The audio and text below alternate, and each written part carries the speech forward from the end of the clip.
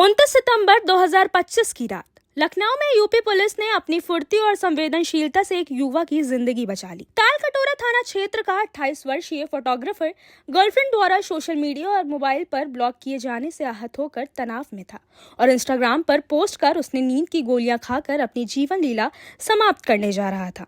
लेकिन Meta company का alert मिलते ही डीजीपी मुख्यालय तुरंत एक्टिव हुआ और डीजीपी राजीव कृष्ण के निर्देश पर युवक की लोकेशन ट्रेस कर केवल 10 मिनट में पुलिस टीम उसके घर पहुंच गई।